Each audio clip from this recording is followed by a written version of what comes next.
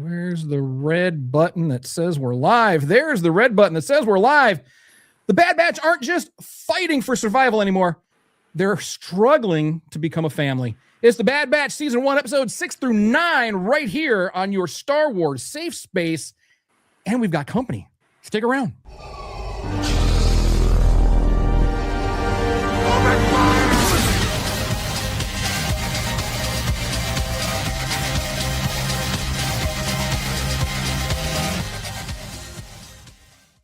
Hey there, Star Warriors. Welcome to Star Wars SafeSpace, your non-toxic, low-sodium Star Wars show that doesn't make you feel bad for not knowing that D. Bradley Baker, the voice-over god, actually changes Wrecker's voice the moment his chip activates. So you can literally hear his personality start disappearing into his psyche. We're going to get so much into that this week. We've got lots to talk about. And chips are going to be a big part of that conversation. So stick around. So, of course, tonight we're talking about episodes 6, 7, 8, and 9 of the Bad Batch Season 1. And this may be the moment that the Bad Batch really, really takes a turn where they stop being soldiers and they start becoming more of a family. So we're going to talk a little bit about that dynamic as well. So stay tuned for that. But first, let's meet the crew, shall we? No, not me. Well, who are you? I don't. I'm that Tommy guy. My name's right there. It's fine for all of our listeners. They can read it right there. It's perfectly fine. So, pilot of the infamous Parma Flyer, it's Crash. How's it going, everybody? Oh, my head hurts. Let's have a good one. Let's lock those S-files and get at it. Your head always hurts, Crash. And hailing from parts unknown, it's T to the Oni. Welcome back to the galaxy, everybody. We got a good one for today, so get your Mantel mix ready, and let's get into it. I don't have any Mantel mix. I'm a scrap. Is that what they were selling at Galaxy's Edge at the popcorn stand? Is that the Mantel mix? They make different flavors too. It's fantastic. Oh, yeah. It's I got a bucket of it, but my wife ate it before. No, I don't know. All right, so lots to talk about tonight. But first, I can talk before we get into any of that. Let's meet our very, very special guest. If I can push the right button and find him. There you go. Tim from Pop Culture Addicts. Welcome. Howdy. All right, that's enough of that. Tim, tell us about yourself and Pop Culture Addicts. All right, so I'm Tim. I like long walks on the beach. There you go. And mostly the taco trucks. I prefer taco trucks. I'm just a guy from Michigan who loves all things pop culture. Massive Star Wars fan. Star Wars has long been my addiction since I was knee-high to said grasshopper.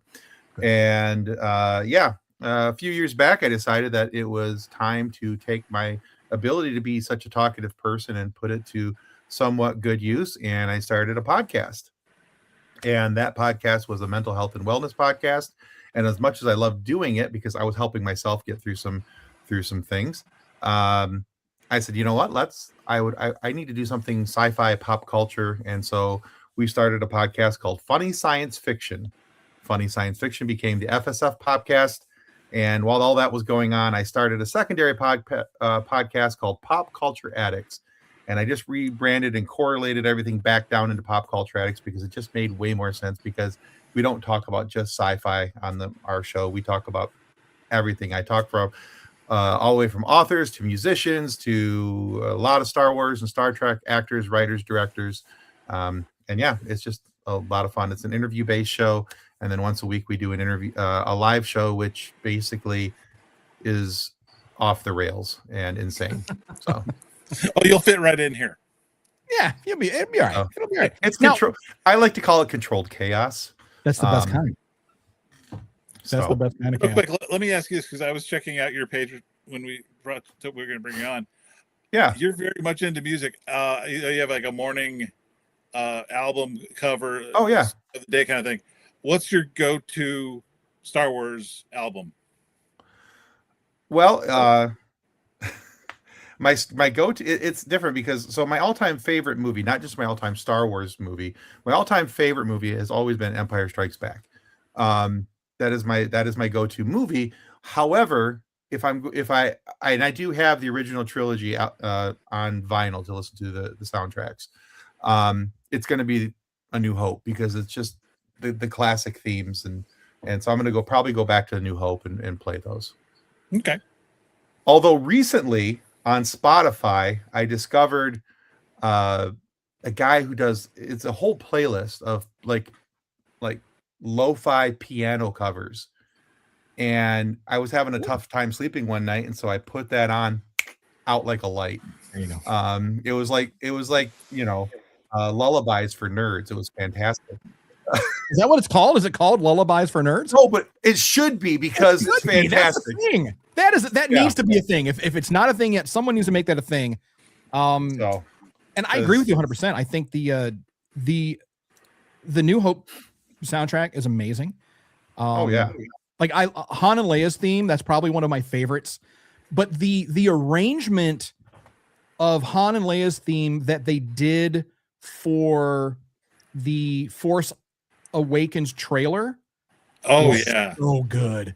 That's probably like the best piece of Star Wars music because it went with the trailer. They just cut it. Everything was just so good. Oh, such a good piece of music. I was just driving home tonight from work with Kevin Kiner, Ahsoka soundtrack, and the I can't remember saying it, the Sabine speeder scene. Yeah. There's nothing like driving. It's like, okay, nothing makes me want to do a little reckless driving, like just fake Japanese pop music. I was like, let's go. And I love that they're doing that. I love that we're getting more types of music in Star Wars, more genres of music, but it's still, it's still immersive. And Oga's Cantina's got a great playlist of music, different genres, and it's all done in like non-basic English. Mm-hmm. So like you get like rapping Jawas and like weekway heavy metal. I'm picturing like the music videos, and I'm just like, I need this like pumping into my veins. Well, there's that speaker that's outside of Ronto Roasters, and it's just like they're doing like a podcast or a pod racing broadcast. They're talking about like galaxy news, things like that. It's just like a regular radio show. I sat there for like an hour and just listened to that just because it was different. It's like, as you walking around the park, I mean, you're hearing music here and there, but I'm hearing about this pod race that's happening somewhere. I don't know if it was Malastare. I think it maybe, I don't know. Somebody else can tell me where it was. I get so lost in the sauce on that. I would just be sitting there like, can I have another ice cream bar, please? Okay. Yeah. Yeah. And it you just get sucked in. God, I love Galaxy. Oh, yeah. Such a good. We could do an entire episode. We could do a whole season just on Galaxy's Edge. But oh man. So Tim, where you said you did a live show. Where and what time? So if people want to so here, if you look at us on any social handles, my social handles right there on the screen at PCA Pod Show, but we do the live show on our Twitch channel and our YouTube channel. Okay. I stopped sharing it to Facebook just because Facebook was giving me an issue for a little while with the rebrand, so I have to wait for a little while to be able to because I had to start a new page because some lovely hackers destroyed. We had a 227,000 member Facebook page. What? And it got hacked, and Facebook would not do anything to help us. So we lost our entire group, and I had to relinquish and that was part of the reason for the name change as well, was that there were so many issues with the Pop Culture Addicts and the Funny Science Fiction FSF Popcast thing over here with those pages getting hacked. And yeah, it was pretty god awful. People were messaging me like, I can't believe you'd post that in that group. And I'm like, it wasn't me. Look at I got kicked from the group. I got banned from the group. So from your own group. I got, because they hacked the page. They took over, ownership. And that happens a lot on Facebook. People get hacked a lot on Facebook. So it seems like it's a Facebook problem, and they're not doing it. Very much is. It's a meta issue, and they don't give a crap. So as long as whoever's taking over the page is still retaining some level of people, and they're getting interactions, which keeps people on their server, they're gonna ignore it. But I did get some satisfaction because they unblocked me for whatever reason, and I saw that they were down to like 170,000. They've lost like 50,000 people since they Good. that page. Good. I'm like, ha ha ha, dicks. That's what you get. Anyway, All right. Well, You're welcome here anytime. always. all right, yay. So, talking about the Bad Batch, let's go. So before we like dive in to a couple of our topics, let's do a gut check. Like, how did everybody feel about this block of episodes? We had some kind of fun adventures.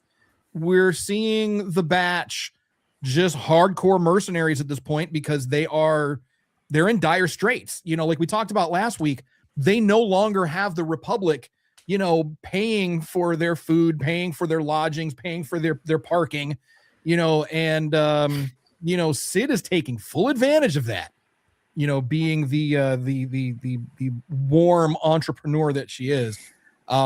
She's really taking advantage of the Batch in a bad way. So now they really are just doing merc work, not, you know, they ask questions, but they're told not to ask questions. So they're just like, okay. Obviously Crosshairs in there, you know, causing some complications. We've got bounty hunters, you know, the greatest bounty hunter in the galaxy, Cad Bane, is on site. We got Fennec Shan again showing up. Look at, is that a, Hold on a second. You're gonna see my mess behind me, but it is what it is. Screw it. fine. That's fine. Some Cad Bane action going on. Oh yeah. There we go. Ooh, Nice. ooh, I love it.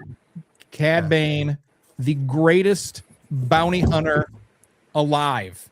And I will go out in the parking lot and fight anyone that tells me it's Boba Fett because it is not the greatest living bounty hunter, Cad Bane. Anyway, You'll get no So- arguments from me. that's what I like to hear. So gut checks. What is everybody? Tim, what are your thoughts on this this episode, this 4-episode block? So number one, I forgot how much I hated the episode number 6, decommissioned. Yeah.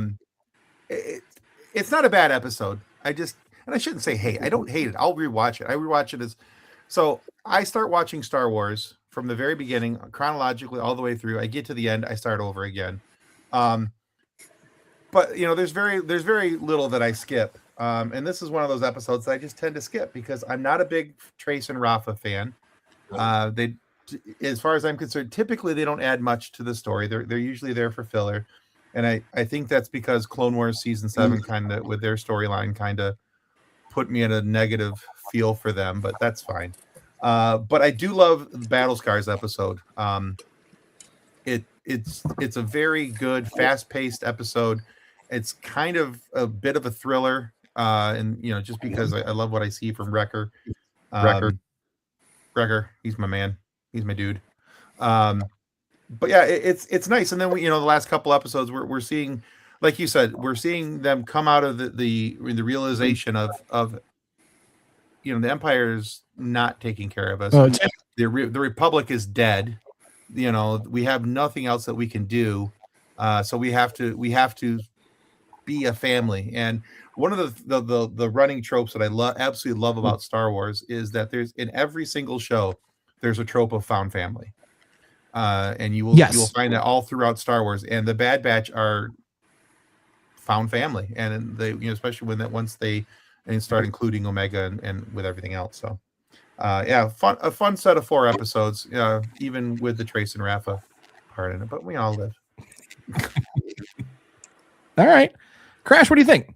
I like this set of episodes in that, kind of like we were saying, this was like their first reckoning of we're not in Camino anymore, and we had the merc work for Sid.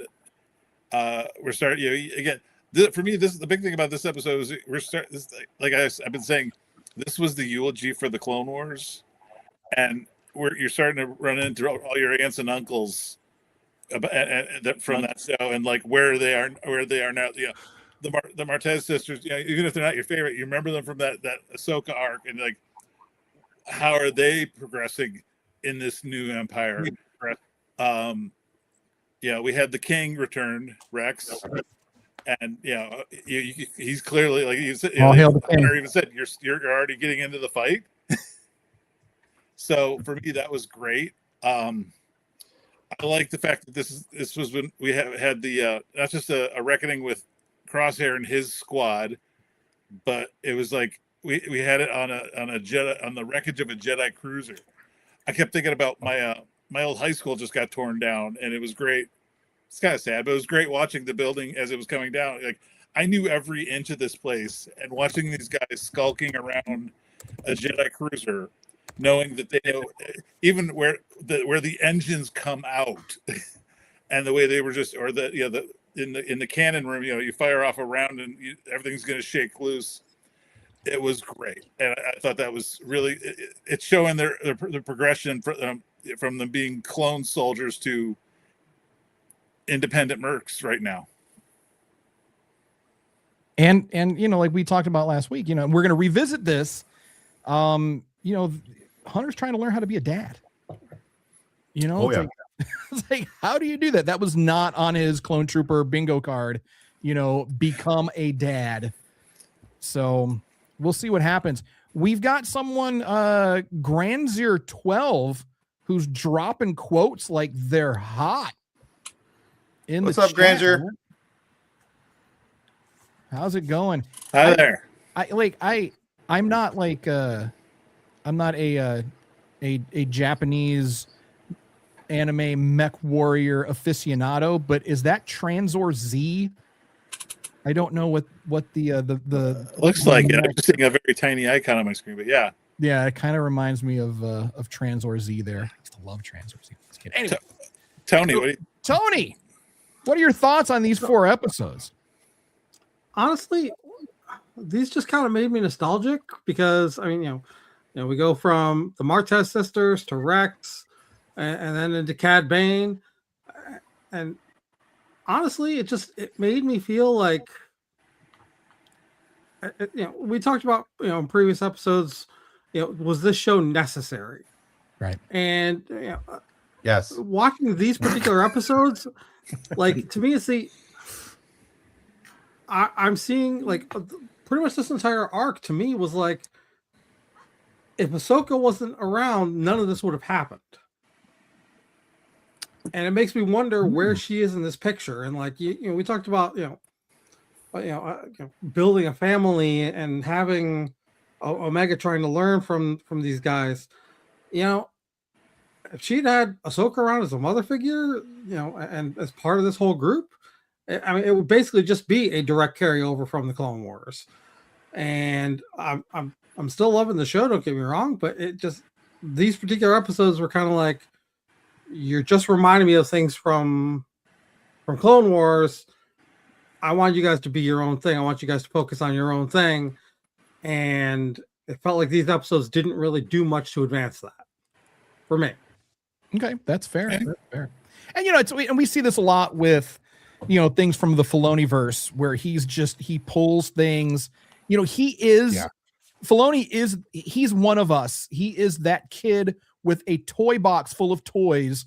And when we were kids, we had Star Wars action figures, we had G.I. Joe, we had Transformers, and sometimes they're fighting each other. Sometimes Luke and Optimus Prime are going to team up against Megatron and Cobra Commander. It's just that it just happens. You pull your favorite toys out of the box to play with them.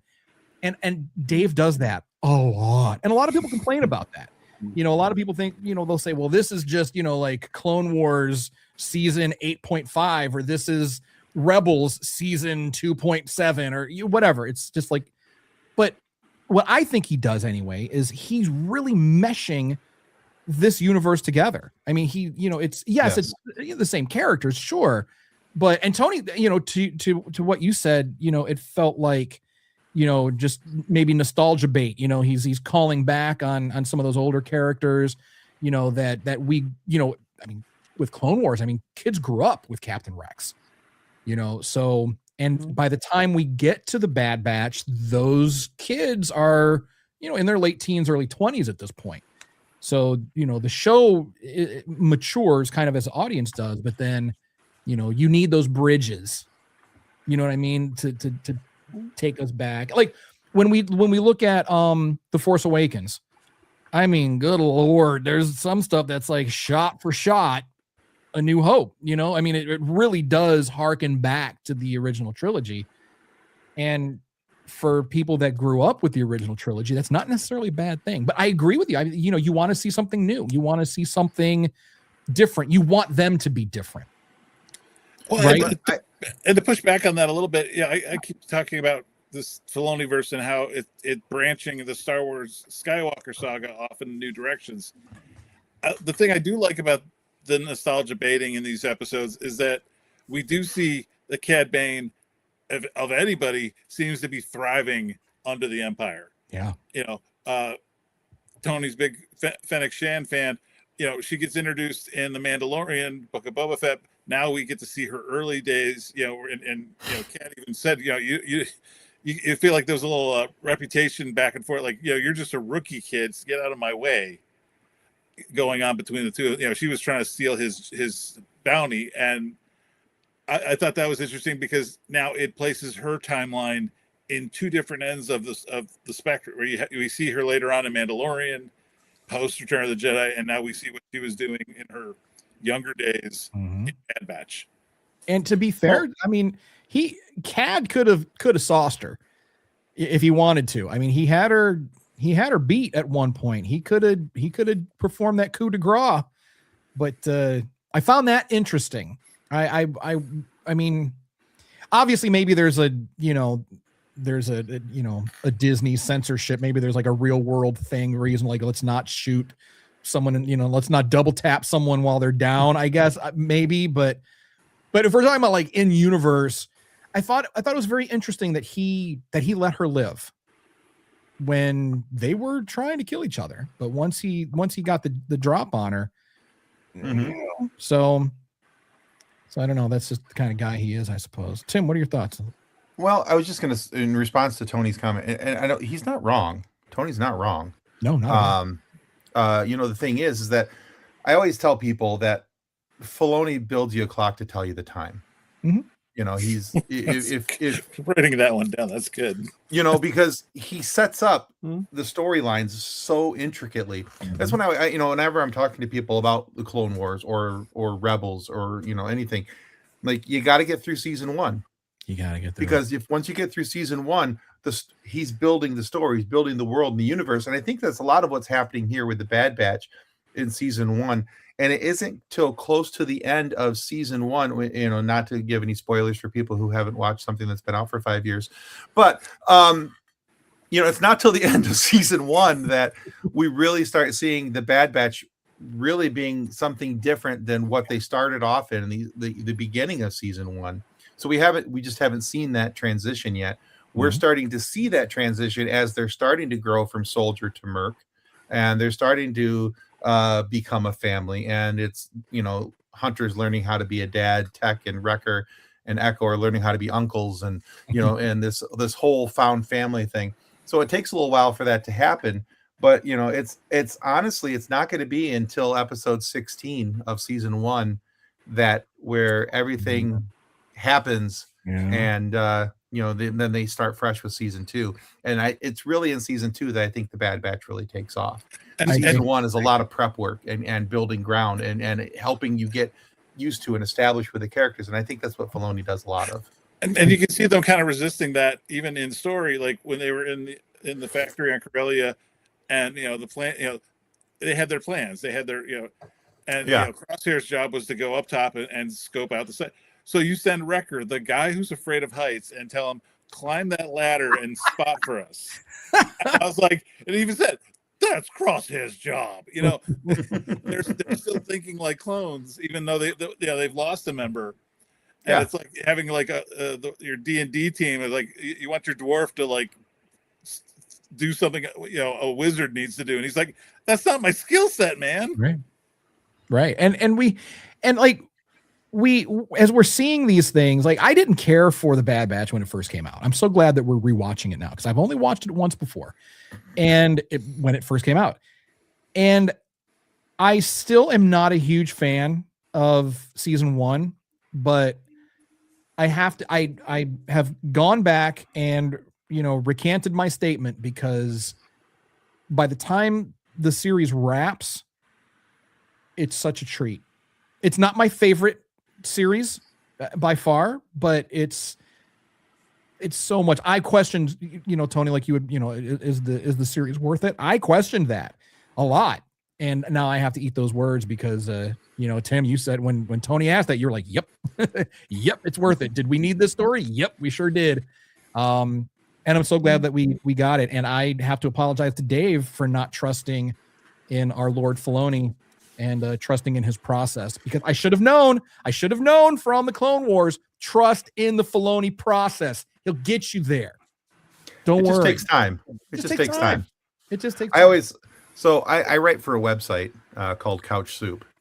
And I write a lot of Star Wars stuff there. As a matter of fact, I got an article in for review right now about the upcoming Maul series. Yeah. But one of the things I often say in there is that, you trust the process of the holy Filoni and his favorite Favreau.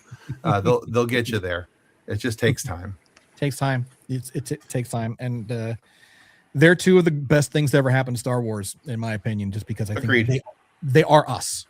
It was a little while ago. They did Dave and John. They kind of did like a recreation of that. It was like a Hoth place. Kenner ad. Yeah. It was like the Kenner ad, and it was like the two of them were looking like the kids from the original like 80s ad. And that they had or still do have those same Kenner toys somewhere. And if but now they can just buy them with, the massive amounts of adult money that they have. But they have Star Wars money. They're good. They're good. They're good. They're fine. You can tell when someone is a fan. And I think this is across any franchise or fandom. When you've got writers and directors and producers and teams who are fans of the material, you feel that in the finished product. And everyone see when they do these promotional tours for movies, and they always get the actor or the director, and they always, I'm a big fan of this. I was always a big fan of this. Like, you're ever going to get somebody to go, oh yeah, I'm just here for the paycheck.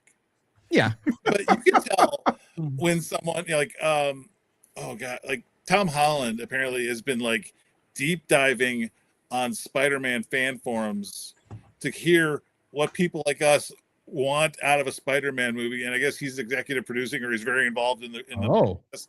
Okay. So he's been lurking in the comment section, and I wonder if sometimes I wonder if some of these crazy rumors you see are actually from the studio or people like what would you think of this guy showing up out of nowhere? And when everybody thinks like even with Supergirl, Jason Momoa as Lobo, is that acting? I don't know. I think it's just him. They just gave him showing up.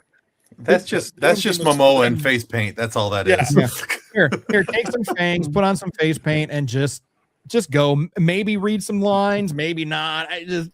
But real, you can tell when somebody's a real fan versus just giving the line in the press junket when I'm a fan. Sure you are, buddy. Like, you know what? And I would hate to be the person that interviews Sam Witwer for one of these press junkets, because he's going to give you so much information that you didn't ask for that you're going to walk away so much wiser on Star Wars than you walked in. And it's not going to be the typical, what was it like working with so-and-so? Or the hard days on the set? Or Sam is going to be like, well, we came in and it was not, the lightsaber, the hilt was not the exact same length that it was that Maul made when he was here and it's just like, oh my God, I love you so much, Sam Witwer. Two notes about Sam Witwer. Yes. I've been fortunate enough to have him on my show a couple times. Oh. So the first time we used to do an end of the show trivia thing. Mm-hmm. And we'd have people on and we'd be like, hey, and we'd ask him. He was the last person we did that with. Because he was answering questions before I even got them finished. Yeah. And I was like, he was 5 for 5. And I was picking some pretty aggressive questions because, Sam is Sam and he's got a reputation for being, a master of Star Wars lore. And I was like, and we talked about that. We talked about I would love to get Sam on the show. We haven't reached out. Maybe you can, after the show, let's talk about maybe reaching out, how we can get in touch with him. I want him on the show, but I don't want him on the show because when he's on the show, it's going to be very clear that I don't know as much about Star Wars as I think I know about Star Wars. Tommy's gonna be like, just wreck me, Daddy. Go. Just I don't know where to get it's painfully obvious that he knows more than anybody else than when he's talking to you. He's extremely gracious about it, though. He does really well at not making you feel bad. Yeah. It's after you get done and you go back and watch it and you go, God, I know nothing next to him. Right? You know nothing, John. No. He told and during the interview we had with him, he told a great story about how when he was first coming, they're bringing back Maul and all this stuff, about how he was correcting Filoni about Star Wars lore. Yeah. And how, oh no, you can't do that because that person's already dead and there's this and you're all out of timeline and I was like, wow. He's like, yeah, and somehow I kept the job. Of course he kept the job. Dave's not getting Whitwer. It's Sam Whitwer. Come on. All right. Yeah. So, oh man, when we get to Rebels, I really do want to reach out to him because I want to talk to him about the desert rat scene. And yeah, I really, really want to talk to him about that because that's my favorite scene in all Star Wars.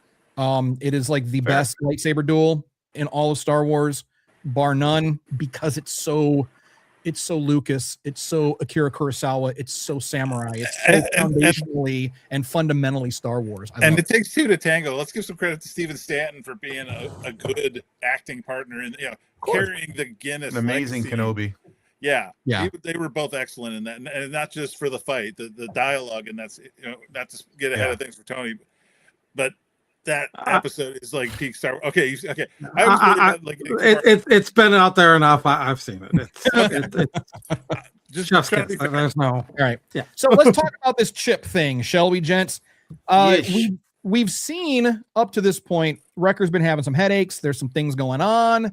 He takes a lot of hits to the head. I mean, is it because, and this is, jump in if you have an answer. This is kind of a hypothetical. Is the chip affecting him in the way that it's affecting him because, and this is something that my wife brought up, that potentially he has a weaker mind, so maybe it works a little bit easier on him. But Crosshair does not have a weak mind. Crosshair is sharp and highly intelligent. And I wouldn't even say that Wrecker has a weak mind. He has a childlike mind, but I wouldn't say that he's by any stretch. Mind. Exactly. I don't know if it's that so much as the amount of hits to the head that poor man takes. I mean, he's getting bonked on the head a lot. So, he's a walking CTE. So, jeez, he really is. Even with the helmet, no helmet, it doesn't matter. But we're seeing him start to devolve into this, until episode 7, when his voice changes, and he's not like looking at the squad anymore. He's looking through them. They are now the enemy.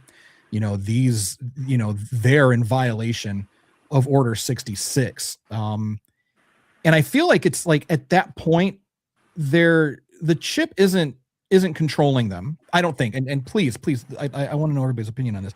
I don't feel like the chip is controlling them. It's not a controlled chip necessarily. Obviously it's an inhibitor chip, but I feel like it's overwriting them. It's replacing them.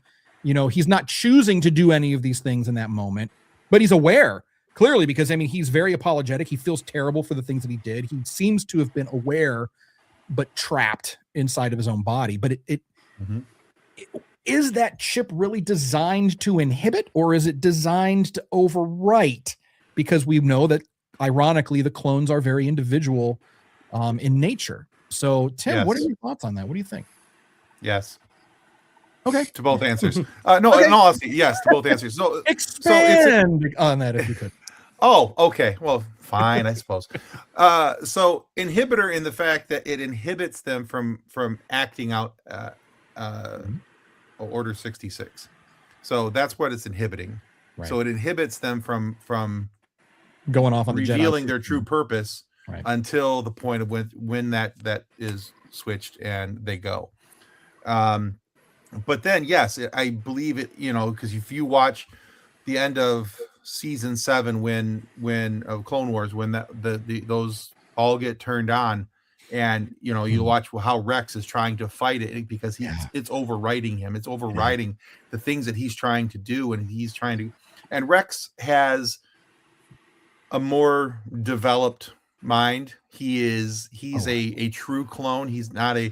We have to remember the Bad Batch are called that because they're a mutated clone. Yeah. There's things that are different about them, and Wrecker's just I love him to death, but he's a big dumb animal. And he's there to clang bang and have some some candy along the way. He's there to wreck, eat popcorn. Exactly. Yeah, that's if he could wreck some things, blow some stuff up, his day is made. So it inhibits them from executing Order 66 too early. And once that switch is flipped, then it's rewriting and using for the purpose that the Emperor had set them for. Yeah. Tony, Crash, what are your thoughts? What do you think? Go ahead. So, I mean, to answer the questions that you asked, have you guys seen the Black Widow movie? Yeah. Yes. Yeah. Okay. The scene in that movie where the one girl falls and breaks her leg and is basically commanded to kill herself. Right. And she's talking to the other widow. She's like, I don't want to do this. And then does it. To me, that is exactly what these chips are doing. It is they're still in there, but they're being overridden and being told to do something that they don't want to do, but their body's making them do it regardless of whether or not their mind is agreeing to it. Mm-hmm. That's an interesting point. Has everyone seen the original Conan movie with Arnold Schwarzenegger, James Earl Jones? Everyone's on board with that? It's been a hot minute or 12, but yeah. So there's a scene, spoilers, if you have, this movie's only been out for like 30 years too. So anyway, there's a scene in there where James Earl Jones as Thulsa Doom, what a performance, but it's James Earl Jones, of course, where he's talking about power and how the power of the flesh, is more power than the power of steel. And there's all of his, his cult members up on the rocks above him. And he points to a girl. And he's like, come here, child, come here.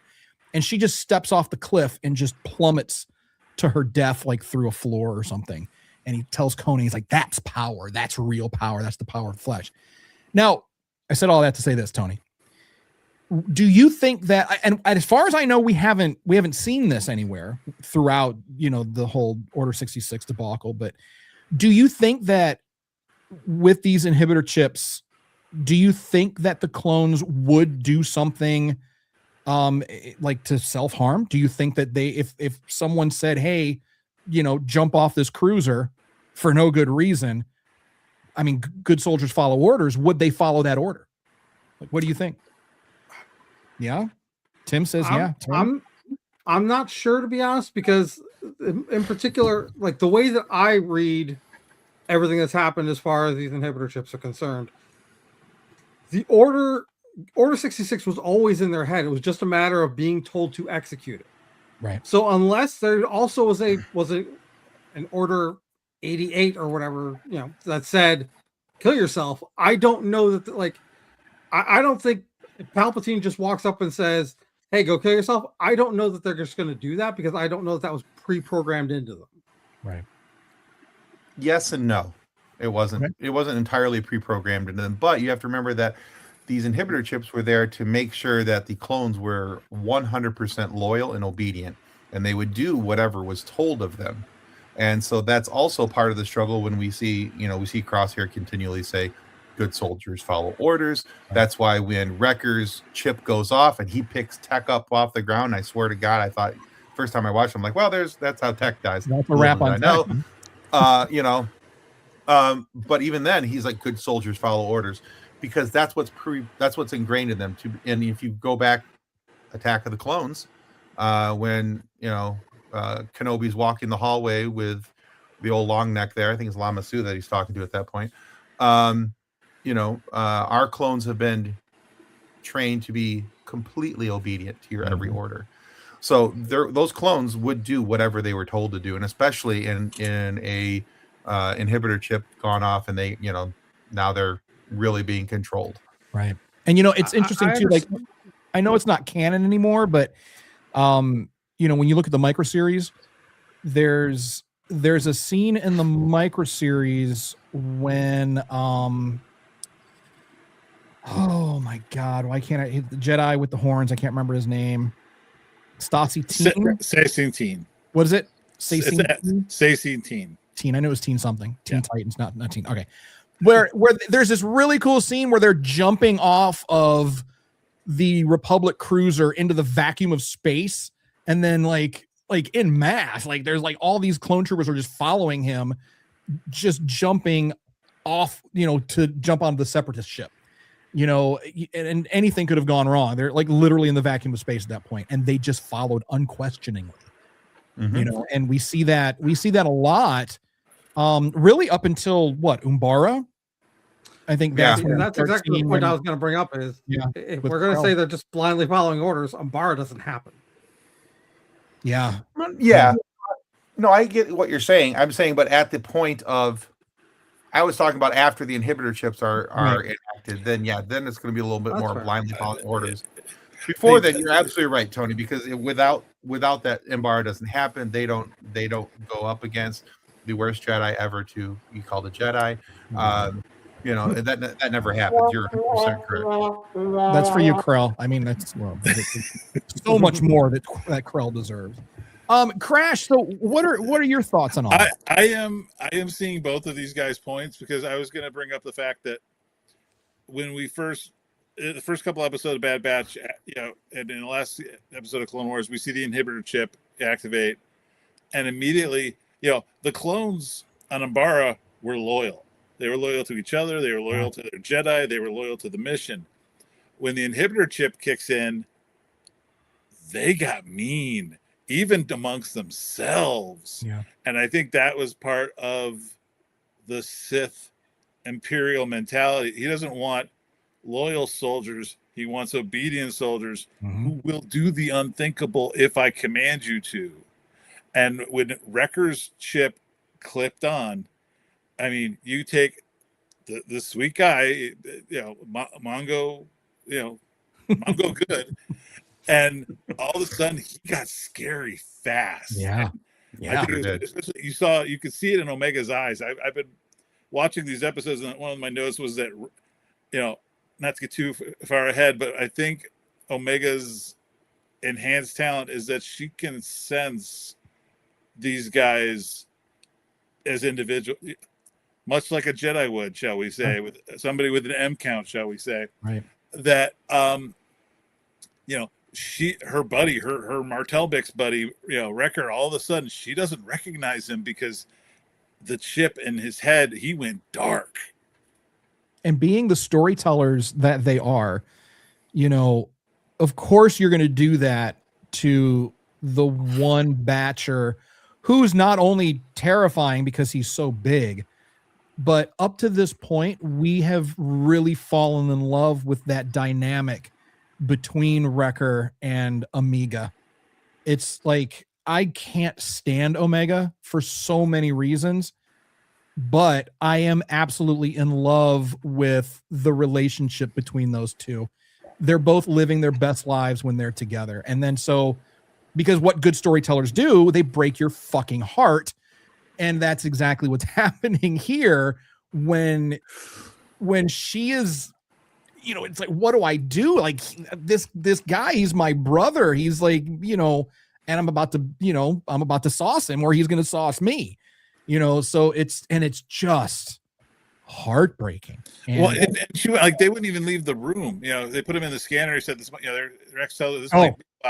The fact she wouldn't leave the room. Omega was like, nope, I'm not going anywhere. And that's my buddy. It's just, it's just right here in the feels.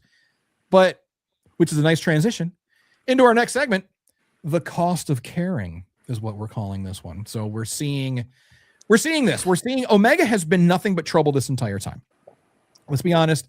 All of the trouble they've gotten into has been directly or indirectly caused by this young little person. And we see it with with Hunter.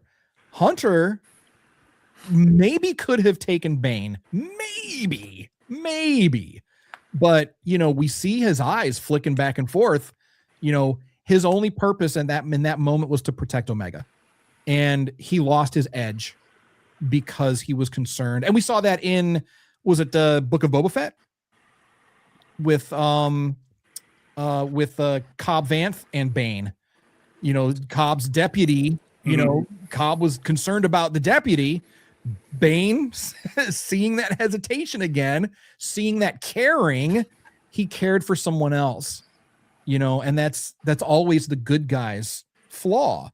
Not to get outside of our jurisdiction here, but in the greatest Batman film of all time with Clooney and Arnold, as all right, I'll see you guys later. I gotta go. Yeah, I was wondering who was going to give me shit for that one. So, but there's that scene, save the bird or catch the villain. You can't do both.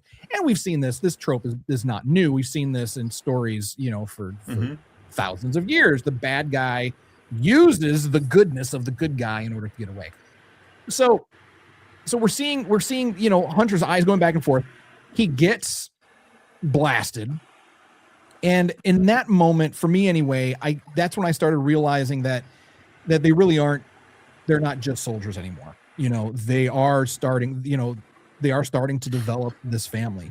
And they say that, all throughout the Clone Wars, these are my brothers, I'll die for my brothers, but there still is that squad vibe, and for our military members, our veterans, you do develop these familial bonds with people that you're trauma bonding with them. You go into these harsh environments and these difficult situations, and it is like a family. And sometimes you stay in touch with them. They become lifelong friends, and sometimes military members become closer than actual family. So we do see that in the Clone Wars, but the Bad Batch still just felt like a squad. They care for each other. They don't want anything to happen to each other. I think Crosshair, he also kind of solidifies that. He was never felt like he was part of the family. He's just there. He's just a squatty. He's just there to do a job. He has a very specific purpose. So, and we see this time and time again in Star Wars, the found families, Tim, like you had said.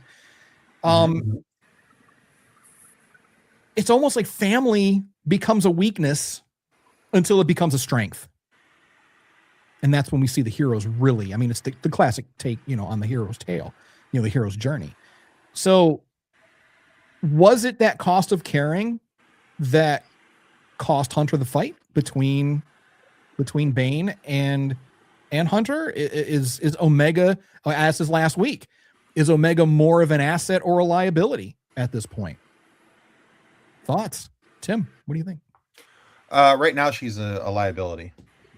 Because she's, I actually really like the character of Omega, and I like how they developed her. But that's something that happens more as the series goes on, where I really begin to appreciate her and enjoy her. But right now in season 1, she's a massive liability because she can't shoot. She doesn't know how to do anything. She's always underfoot, getting into, because she's a kid and she's never been off Camino, and she's going to planets where there's grass and there's trees, and all she's known as long neck aliens and rain. That's what she's got. So that she's getting all these new experiences, and she's trying to take all of this in. And the Bad Batchers are feeling protective over, because there's that family feel. Oh, this is our sister. Right. This is our clone sister. So there's a little bit of that as well. So for right now, yeah, it's the cost of caring that got Hunter shot, from him trying to protect her. Like you said, he's doing this number the whole time. He's trying to make sure where she's at, that she's okay. And Cad took advantage of that, as he should have. That's his job as a bounty hunter, is to make, find your weakness, exploit it, and make you pay for it. So right now, yes, she's a liability. I believe she becomes an asset later, but it's not in season 1. And she, for me, she becomes more likable, because right now I'm just like, ugh! But I get it. Go away, kid! You bother me. I get it. Tony, what are your thoughts? So you asked this question last week, and last week I said definitely more of a liability than an asset. The answer is the same this week. However, the scale is starting to slide a little, not much yet, but it's starting to slide.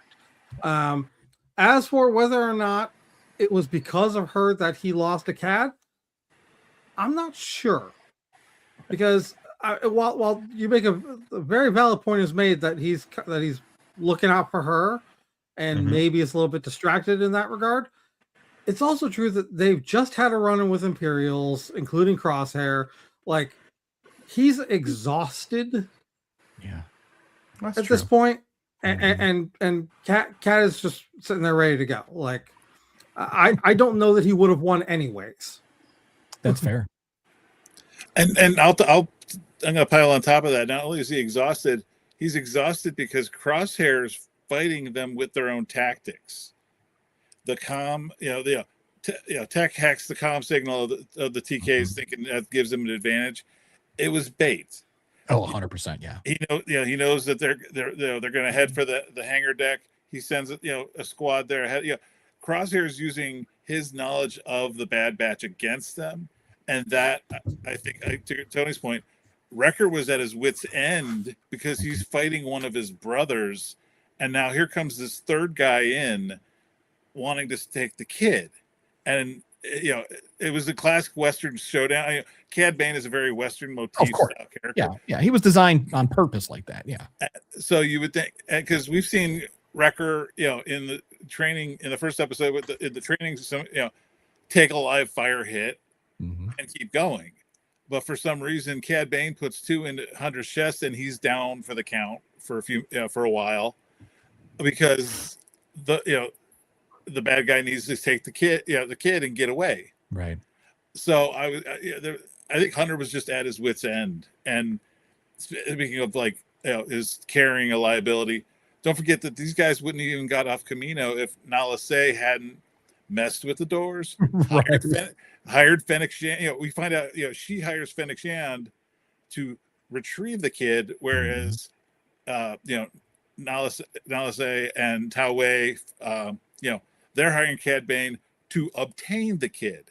So there's multiple players involved, and I don't think the Bad Batch has figured out. I think this is the episode arc where they're just starting to figure out that Omega is a hot commodity for a lot of people above their pay grade, and they don't quite understand what's happening yet. Oh, by the way, we're dodging one of our own hunting us down. So this was a very interesting episode arc in that this is the first time we see the guys, this unstoppable, squad that was supposed to be able to take out droids with these. This is the first time we see them outmatched on, this is 3D chess and they're playing 2D. Yeah. And we're seeing their vulnerability. I mean, that's like, you bring up a great point. I mean, they're the A team, they are they're that death squad. I mean, they've got the skulls and everything. I mean, they're hardcore. Like, you don't mess with these guys. They're the squad that should have been Omega Squad. I'll drink. I don't mind. So that's the squad they should have been. But anyway, but now we're seeing them all in a really vulnerable state. And, we didn't get that a whole lot in the Clone Wars. We had some really nice moments of vulnerability, especially with Rex. And we're going to get more in Rebels. But, this is different now. It's like survival's not enough anymore. We know they can survive. And notice how fast Rex was trying to bring them into his fight, and him and Ahsoka, and we're assuming the Martez sisters, that branch of the early rebellion. And Hunter was like, I don't know, man. I got this kid now. Right. And Echo wanted to just jump in because he's still loyal to Rex. And it would have been the easy choice for them. Yeah. That would have been the easy choice. It's like Crosshair choosing the Empire. It was an easy, safe path to follow. Whereas Hunter is kind of like, well, we've got this new player that changes the scenario for all of us. He knows that that's not who they are anymore. That there are combatants. Yes, of course, but they're not war fighters anymore. Can they fight? Yeah, of course they can, but they're not war fighters anymore. Rex is going to have to be on his own for this one. And I think that was the turn for me. when Hunter turns Rex down, you know, to do what he was programmed to do. I mean, this is what you were built for, Hunter. I mean, you were built for war. You know, you and the rest of your brothers were literally built for war. And now you're not that person anymore. Your brothers are no longer those people anymore. And it's almost like they're becoming better people, but worse survivors. And is that a good trade-off in this galaxy, do you think? I mean, it's like I don't want to say they're becoming worse survivors. They're changing. They have to change the way they survive. But they are becoming. Yeah, I think better. that's probably a better way to put it. There is that they're just becoming better. They're changing their survivorship because they're changing structurally, emotionally who they are. Right. You know, they're you know, instead of having the inhibitor chip flip the script on them and tell them how to behave, they are real world reacting to life, the challenges, the need to provide for this new family, the need to protect this family field and protect this child and do all these things. It causes, you know, a lot of different emotions to come up, and that's part of the reason why I thought, you know, and I give a lot of credence to what Tony said, because I didn't think about that, you know, just coming back from all that fight and he's tired, a little distracted, you know. But yeah, pointing out that they're literally maybe a couple days past brain surgery. Yeah, like literally. Yeah, that's a great point. I mean, you're not wrong. You're not wrong.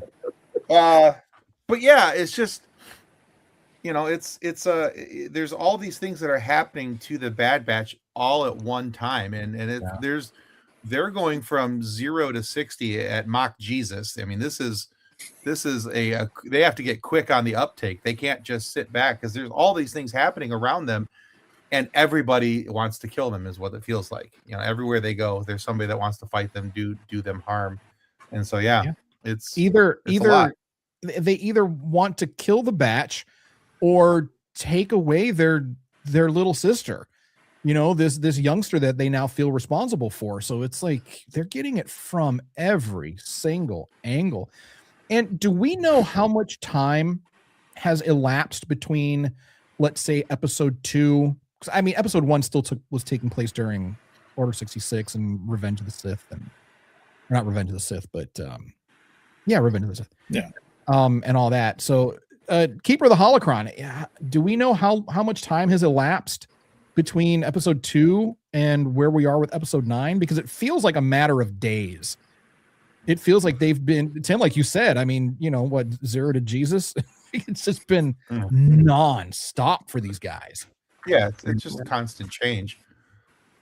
And I've looked into this and I don't see any definitive answer. Yeah. I mean, based just on time frame of where they've traveled in the galaxy, obviously, you know, there's something to be said for going to, you know, for going to light speed and whatnot. But it's probably been 5 or 6 weeks. Yeah. But that's about as much as I could possibly give them time frame wise. Yeah. You know, wrestled a Rancor, fought off Dianogas, had brain surgery, 2 bounty hunters, 2 bounty hunters, 1 bounty hunter twice. Yeah. You know, it's a to-do list, man. And these boys need a spa day or something. Yeah. Yeah. And it's it's a lot. I think as far as time frame goes, we're immediately, this show is designed to fit in immediately at the end of Clone Wars. Yes. And right at the conclusion of Order 66. Right. So it's going to be within weeks of that, because we're still seeing clones in the commissioned army. Yes. We're still seeing, you know, all these different things that we're still the to chain pass code off. system. Yeah, we're still seeing a chain code system. We're still seeing all these things. So this is very early Empire at the end of the Republic, very early Empire. So we're talking days, weeks, you know. I think, Tony, that's a fair estimate, about 5 weeks or so, give or take. Yeah, weeks to a couple months at most. Yeah, at most. All right, so that's going to do it for us this week. Next week, homework, episodes 10 through 13. Well, I thought we were shifting over to Maul. Oh, that is next week, right? Yeah. Oh, yes. that's Monday. Right. So next week, homework, watch Maul. And we'll be diving back into the Bad Batch once Maul wraps. I don't think we're going to do double duty on this. That's going to be too much. So we're going to take a break from the Batch. Unfortunately, the Batch needs a break. But we'll be taking that break. It's a spa, guys. Have a spa day. The break you're taking will not assist them, unfortunately. Yeah, no, it will not. 3 Geeks Shorts. They say, Yes. What's up, guys? What's up? Late to the party. Yeah, we're getting ready to wrap. Very late. Yeah. So 3 Geeks is run by Jason and Justin. They're good friends of mine. And Max, and they have a whole, but they can't count. There's way more than 3 geeks on that show. But wonderful people and good friends of Pop Culture Addicts. So nice. We should all hang out, guys. Yeah, welcome. Sure. Let's all hang out. And 3 Geeks is from Ohio as well. They're from Ohio as well? Yeah. Nice. You said, hey, 3 Geeks were also from Ohio. Well, not Tony. Crash and I are from Ohio, but Tony's there in the den of snakes currently. We're expanding the circle of nerds, as it were. We are always looking to expand the circle of nerds, keeping it positive because there's a lot of fandom menace out there making noise, and we've got to be that. Well, and that's a sidetrack. One of the reasons I was pushing for us to take a break on Bad Batch. They said better than Michigan. Good say better than Michigan. Yikes! Shots fired by the 3 Geeks. It's exciting. Not only are we, Maul's going to a series coming out. We've got a new Mandalorian movie coming up. Okay, but we're starting like lull for a while, and now we're starting to get a whole bunch of new Star Wars content. So it's okay to take a break from the Bad Batch and rewatching. We're going to enjoy some of this new stuff, and we'll share what we think about it in real time. Yep, I agree. And it'll never be as bad as the 19-year lull that we had between Jedi and the Phantom. Anyway, yes, the desert that I walked. But we had the EU to carry us through, and then it was all decanonized. Anyway, Tim, thank you so much, sir, for joining us this week. This was fun. Once again, please let people know. Do your shameless plug-in. I love shameless plugins. I am very shameless. Come on over and check us out over at Pop Culture Addicts. On any of our socials is at PCA Pod Show, and you can find us at PCApod.com. That's our website. We believe in aggressive positivity. Love what you love, dislike what you dislike.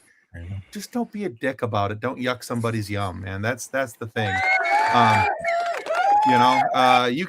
You can have dislikes, and you can talk, and we talk about that all the time on our show. We want you to have an alternate opinion because there's been times that I've had guests on my show who have changed my opinion of something. Yeah. We could that's a whole nother subtopic about the Solo movie and The Last Jedi and a few other things. But anyway, long story short, come visit us over at PCA Pod Show. You'll find us on I heavily invest of my time on Instagram and Threads, and everything just kind of gets ported over to Facebook. But yeah, check us out on Instagram and Threads. That's where we do most of our damage. And of course, follow us on YouTube because that's a free action, much like crying in D&D. It costs you nothing. So, and we're working on some details about possibly having the 3 of us come on your show. And absolutely, yes. The conversation. So Monday, maybe? Fans of Pop Culture Addicts, you might see us again soon. Yeah. Monday? Are we going to come hang out with you on Monday? I'd love it if you did. Yeah. I want to talk about Maul gets released on Monday. So I'd love to talk about the first 2 episodes of Maul with you guys. Just get a feeling for Maul. Get to see my boy Red all over again. Yes, sir. Yes, sir. We'll make it happen. So. We'll make it happen. Thank you, sir. Thank you, sir. All right. And thank you again for coming out and joining us. We really appreciate it. And for everyone else, all the rest of our Star Warriors out there, we appreciate you. We know you could be doing anything anywhere else right now, but you have chosen to come hang out with us and listen to us and watch us, and we absolutely do appreciate that. So thank you very much. Share us with your friends, share us with your enemies, mostly your enemies. Any Fandom Menace members, share us with them because they'll love us. Check us out online. Of course, we're going to pimp ourselves too. Got to do our obligatory pimping. Check us out on all socials at the SWS Show. We do have a little bit of merch left. Head on over to circleofnerds.com/merch. Pick yourself up some nice t-shirts. The Outlaw Obi fans shirts are no longer available, unfortunately. Just not this one. Apparently, we're not allowed to do this one. Yeah, that one's not available anymore either. Oh no, that one is. The one that you're wearing right now, Crash. That one's good. The one that Tony's wearing is an Outlaw shirt, and then the Obi fans is also an Outlaw shirt, which is fucking fortunate. So, but we're working on that. Join the community. We've got our little members only secret sauce Facebook group, Swarzy Curious. We keep it super chill and super exclusive there. If you're really done with like public groups, jump in there. It's really low key, and it's really where it is the low sodium, non-toxic environment, for Star Wars that you're looking for. So come check that out. And of course, as always, a huge thank you and tip of the hat to all of our active duty service members and veterans out there. Thank you so much for doing everything that you do and for putting up with everything that you got to put up with these days. So please stay safe out there. And veterans, of course, thank you for everything that you've done and continue to do for the veteran community. And of course, as always, listen to us wherever you get podcasts, watch us on YouTube. And does anybody have anything else before we head out? No? Maybe it's next week on Pop Culture Addicts. So yeah, Monday. We'll do it. Maul coming up next week for all of us, I think, Pop Culture Addicts and here in the Safe Space. So that is it. Yes. We are done. We are gone. We are out of here. And as always, Star Warriors, remember, if no one does anything nice for you, do something nice to yourself. And we are going to see y'all next week. Bye.